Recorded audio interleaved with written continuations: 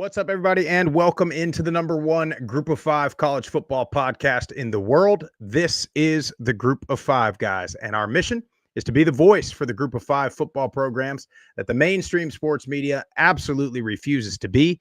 We need your help to do that. We need you to hit the follow button on all the social platforms at Group of Five, guys. Go to YouTube, Apple Podcasts, Spotify, wherever you get your best podcast. Subscribe to the channel, leave a 5-star rating and a review. Most importantly, tell your family and friends all about us. On this episode of Inside Drill, going down to Orlando this week, we're talking to the executive director of the Staff DNA Cure Bowl, Alan Gooch. Hope you enjoy the show. Well, as bowl season really ramps up here this weekend, we've got the executive director of the Cure Bowl, which, by the way, we will be in attendance. Announcing right now, executive director of the Cure Bowl, Alan Gooch. Alan, thank you for coming on, sir. Matt, really appreciate it. Jeff, appreciate you guys having me. Absolutely.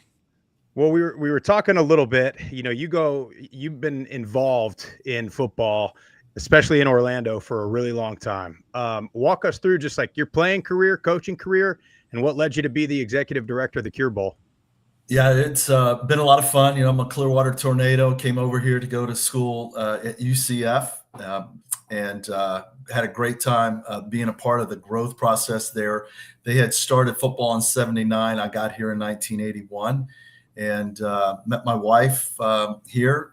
My wife still works at the university, and I had a 25-year coaching career that was a lot more probably stellar than my playing career. You know, I was a defensive back and I was in the mix and a punt returner, and very fortunate to be in UCS Hall of Fame. But I said at my induction, I would much rather be going in as a player rather than a coach. You know, it just doesn't seem right. But it was a great time and a great opportunity to be there.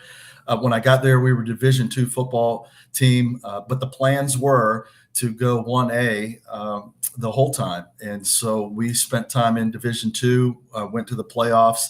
I would say our nemesis back then was Troy State University is what they were called back then.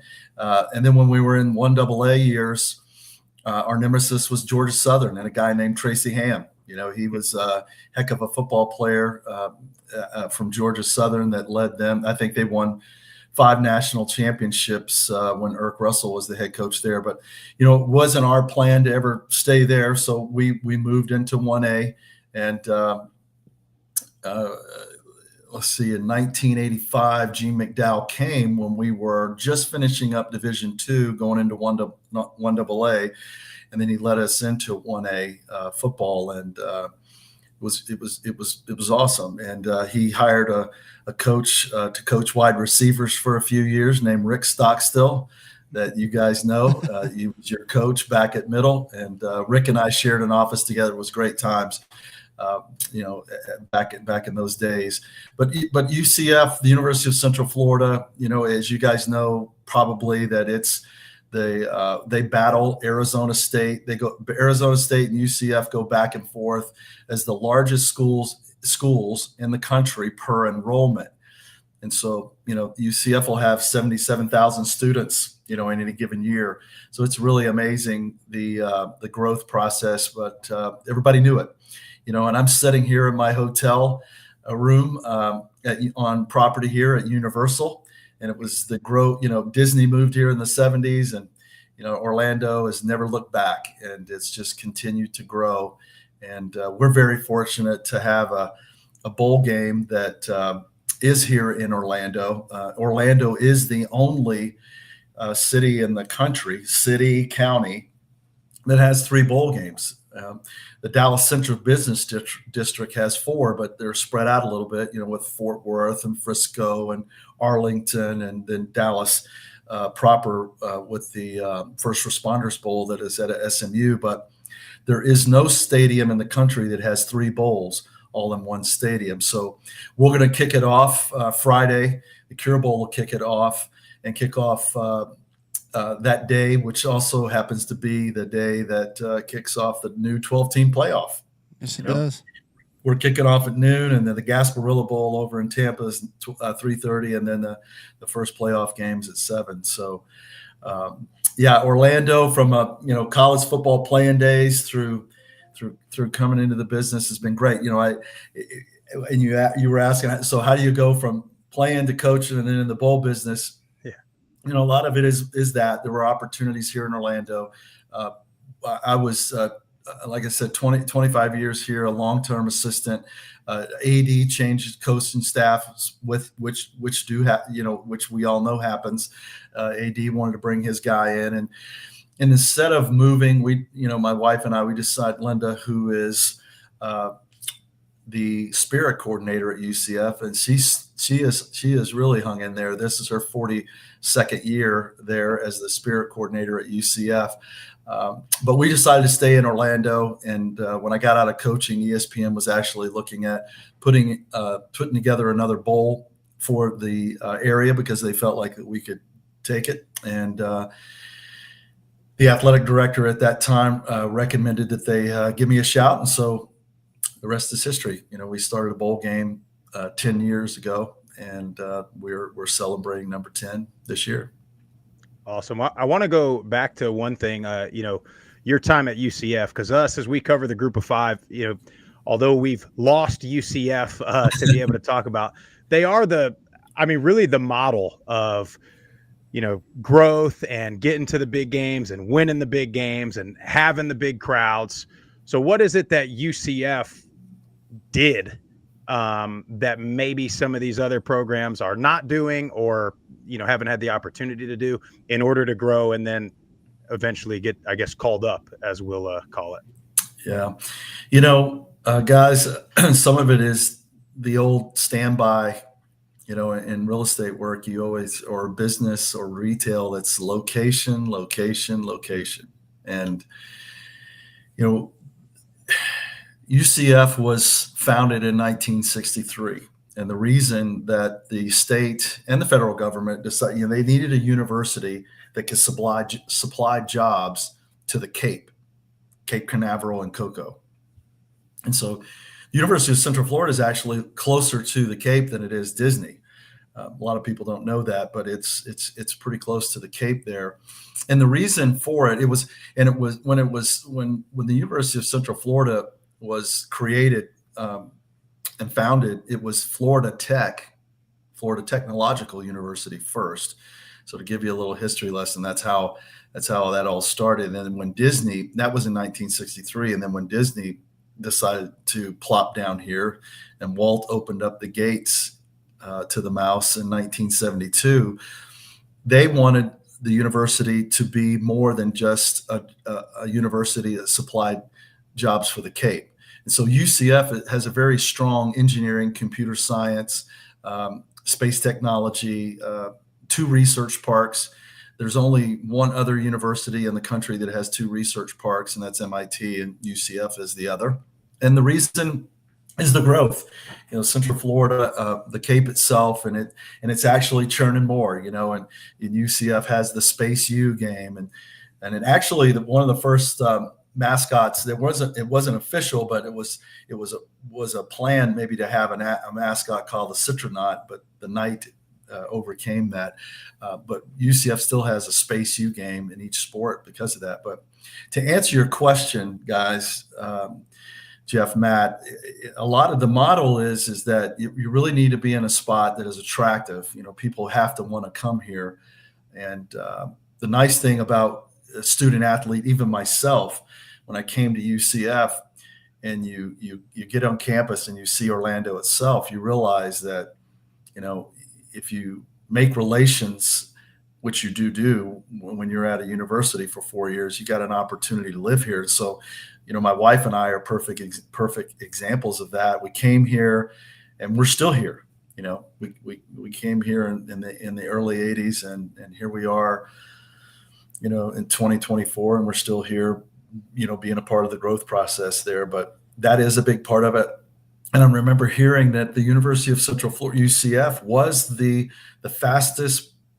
There was a program that got to the New Year's Six the fastest.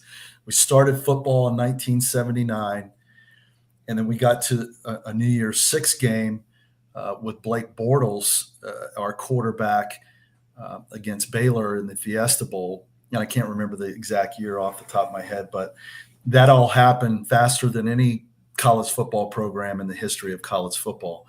And you would like to say, hey, it was all coaching and all that, but it's an attractive spot. Yeah. The university has so many alums that still live in Central Florida. Yeah. Well, let's get to the bowl game. Talk about some of the things that this game does for the foundation, does for cancer, and what does this mean to, cancer patients, survivors, doctors, just around the country? That's a great question, Jeff. The bowl itself, we felt like, especially here in town, where there's two bowls that Florida Citrus Sports that is actually run by Steve Hogan, who played football at UCF. Steve was a football player at UCF at one time, and those two bowl games that Florida Citrus Sports run, the Pop-Tarts Bowl, they typically play December 27th or 8th, and then they have to turn that stadium and that field around, and then they have the Cheez-It Bowl on January 1st. So we felt like, with those games, we needed to set ourselves apart and do something for the community in a different way. And so a lot of the original board members, founding board members, as we all have, been touched by the devastation of cancer. And we decided to use pink here, the power of pink, because of it's so recognizable. As when you see pink, you think, okay, somebody's trying to do something for cancer research. And so we use that. We have a researcher here in town that actually does her research at the UCF College of Medicine's Cancer Research Center in Lake Nona, which is just outside of Orlando near the airport. Her research, she uses breast cancer tissue, unfortunately, because it's so prevalent, but she uses it to try to solve cancer, period. So her goal is to create a vaccine for cancer. Now, you may have heard of that before. She's not the only one trying to do it. And cancer is not going to be solved by one person. There's, especially in today's world, there's so much sharing as there should be. And with AI, it's taken it to another level. So hopefully it's a race, and it's a strong race to the finish line to try to create a vaccine for cancer. And that's our goal. Our goal is to use the platform, the great platform of college football, as you guys have. I don't know if your listeners know, but I know because, I knew your old head coach, Rick Stockstill, but you guys play football at Middle Tennessee, and that's awesome. And you're using the platform of college football to do what you like to do and taking your passion to the next level. And so from a cancer research and fundraising standpoint, that's what we're doing. We're taking the love of and the great platform of college football and raising money for cancer research. It's awesome. Yeah, it's awesome. Getting into the game, and this is something that I think I'm definitely curious about. I'm sure fans are curious about. Walk us through the selection process. Now you've got now out because of the opt-out situation. It's the only game that's a non-playoff game that's got two conference champions.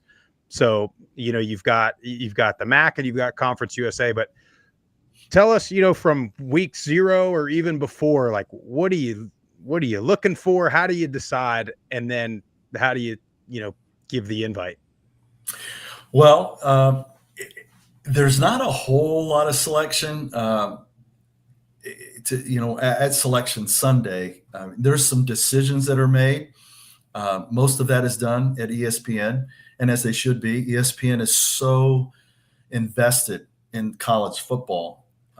They televise 35 to 40 games. They have 17 bowls that they are partnered with or own and operate or have management agreements with groups. And so they're so heavily involved in college football. And the matchups that you have on television, because those drive viewers. So the matchups, they really work hard to try to keep the matchups very compelling for the television audience, which is very important for the ratings of viewership and ultimately sponsorship. So that's important to create those matchups. And fortunately for us, that's one that they wanted to create. If they could create 2 conference champions made for television, right? That is just, Absolutely. people want to watch 2 conference champions go at it. You're going to have a good football game. And so we've had those opportunities with ESPN events in the past, and we're very honored to have those that relationship with ESPN. Yeah, on week 0, we want teams that can drive up. So geographic matchups are important. Not everybody has the extra income to be able to purchase a plane ticket. So we want to be able to be a game that people can drive to, hopefully stay the night, and then because it's going to increase our attendance in the stadium itself. An in-game stadium is important.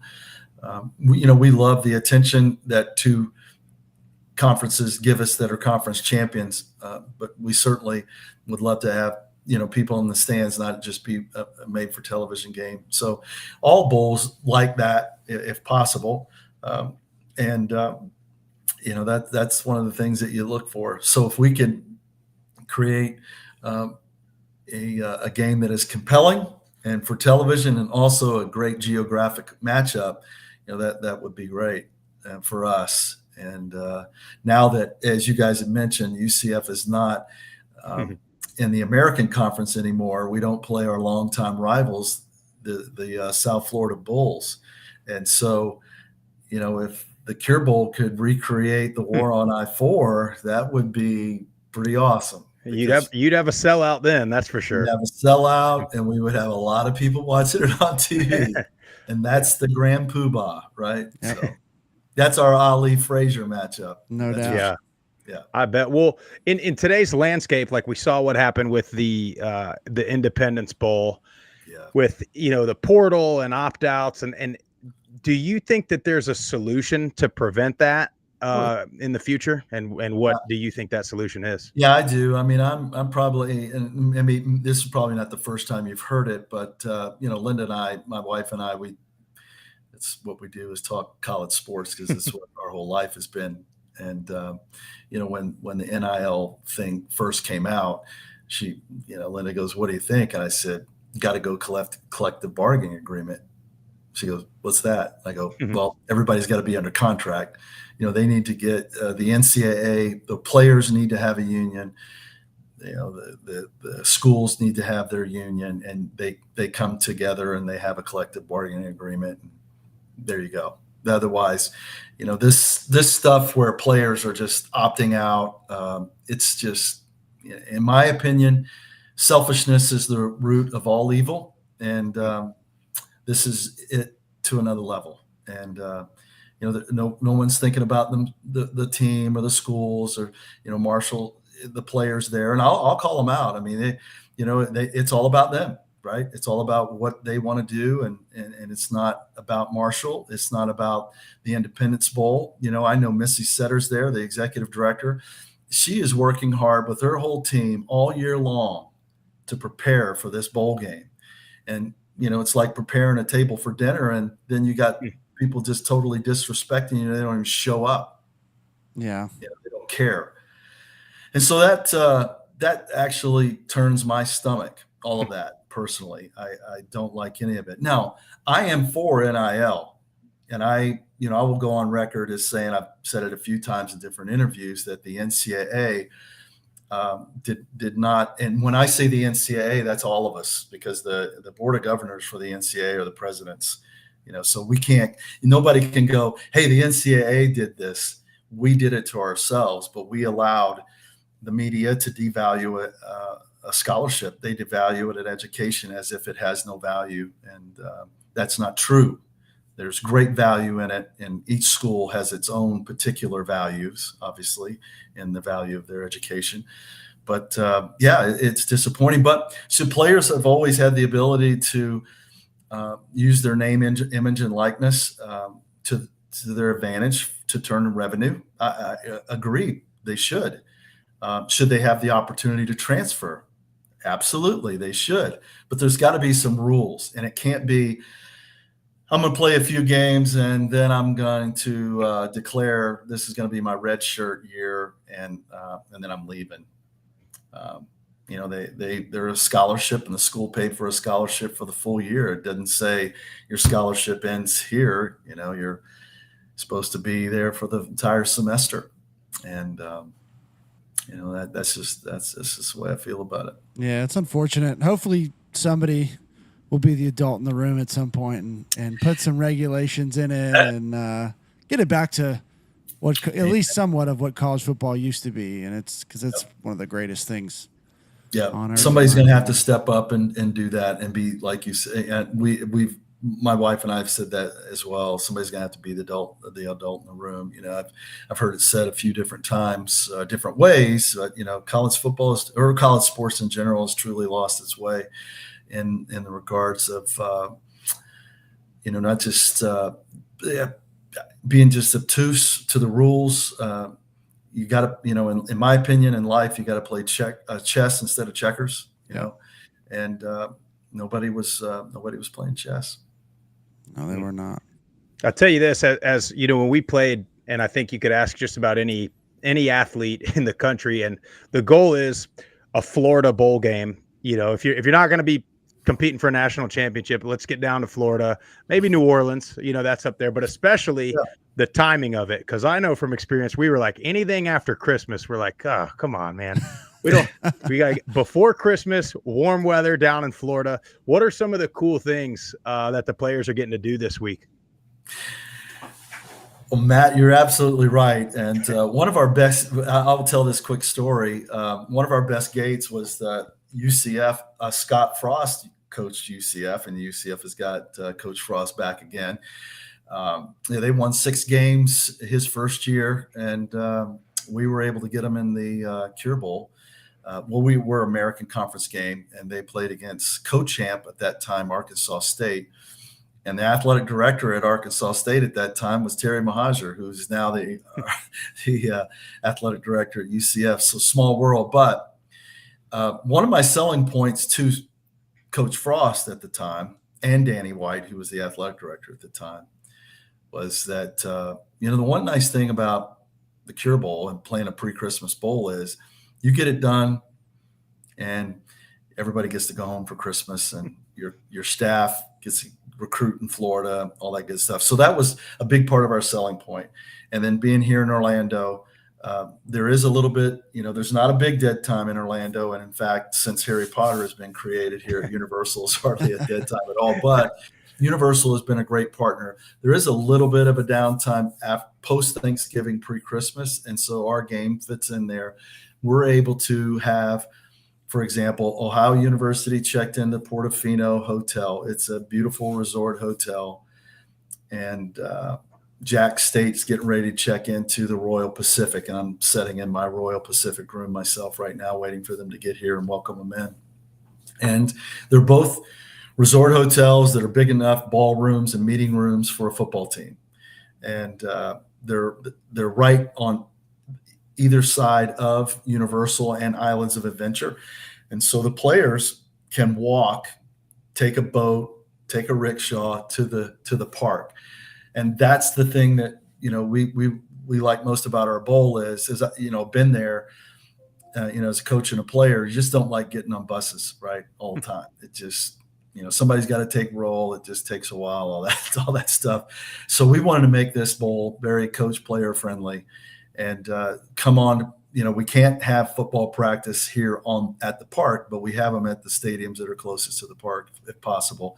And we want that time to, them to be spending time at the park rather than get on a bus. So it's Universal for us, and Universal's been a great partner. They do offer tickets to the players and the bands and the cheer squads for one day at the park on them. Yeah. So it's really great. Love that. What on the game in particular, and then we'll let you go. Anything? I mean, I know you probably can't make a prediction or anything like that, but anybody you're excited to watch the most? Both quarterbacks. And this is the way it is, right? Both quarterbacks. From time to time, it's somebody else. Like last year, we had the MAC champion, Miami, from the MAC, and they had running back that was really a heck of a player whose mom was a breast cancer survivor as well. But this year, both the quarterbacks are interesting. I watched both conference championship games, and they're both good. Both teams can run the football. Yeah. But the quarterbacks are good, and I think it's Tyler Huff is the starting quarterback. He's also their community service guy, and obviously we're a community service bowl, so we recognize the community service guys on both teams. So he'll be recognized tomorrow in the press conference. But he does a really good job of distributing the ball around. And then Ohio University has Parker Navarro, who played at UCF for a little bit before using the transfer portal to go to Ohio. But two great teams. And Ohio University, I don't know if you guys got this nugget, since you're G5 podcast, this is a good one for you. The last time Ohio University was in Orlando for a bowl game was 1968. And they played in the Tangerine Bowl, which was the name of the bowl before it became the Citrus Bowl that is now the Cheez-It Bowl. So the Bobcats are back in Orlando, and they haven't been here since 1968, but that was the last time they were MAC champs also. So they've done a great job of getting back here to Orlando, and we're happy to host them. And they've got a good football team. But as you know, Jack State has got a good football team as well. So it's like we said at the top, this is a G5, kind of a G5 national championship, so to speak, because this is the two conference champions that are getting opportunity to play. Yeah. Without question. It's going to be great. We can't wait to get down there and check it all out. And game day is going to be awesome. So awesome. Look forward to seeing you guys. Yeah, we appreciate you coming on. Thank you, sir. All right, gentlemen. Jeff, I was getting fired up when he was talking about Marshall opting out of the bowl game, dude. I love it. I mean, he's calling them out, calling the players out. But here's the thing. He's right. He's not wrong. Yeah, 100%. In that particular situation, like, it is tough because you get basically a coaching staff change. So a lot of kids, like, they want to get ahead of it. So, like, I do understand that portion, but that's where we got to stop either move the window till after or move the season. We got to do something to where we don't have this, because I love the bowl games. I've always loved them. And I hope it's not, but I think this might be the start of a slow trend for years to come if some regulations aren't put in. But can't wait to get down to Orlando. It's going to be awesome. Weather's going to be nice. At least it seems that way. And should be a great matchup. Interested to see Ohio without Tim Albin. Is he coaching? Do we know that?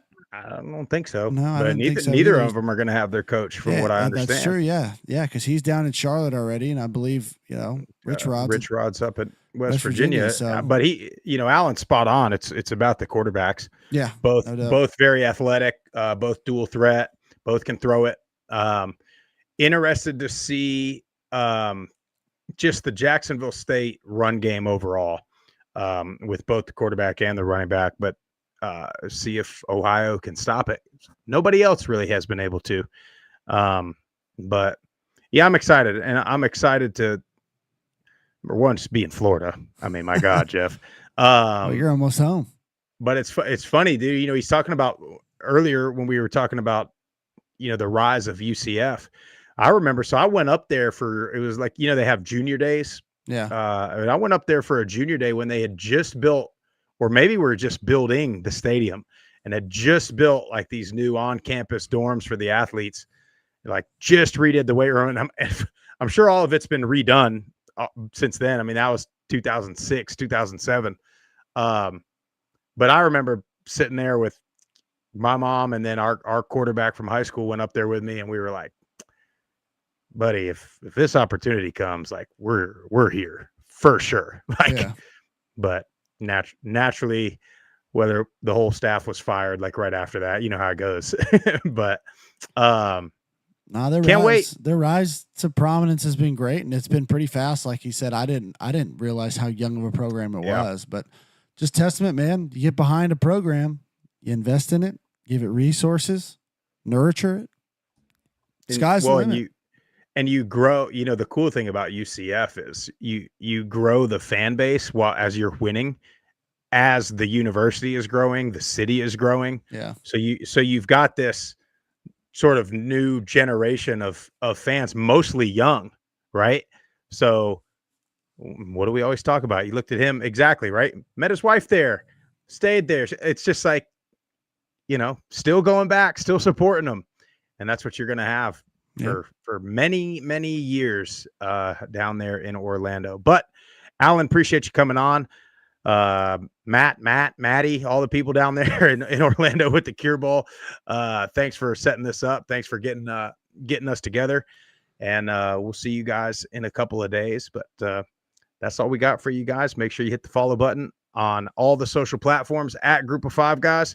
Hit the subscribe button on YouTube, Apple Podcasts, Spotify, wherever you get your best podcasts, and share it with your family and friends.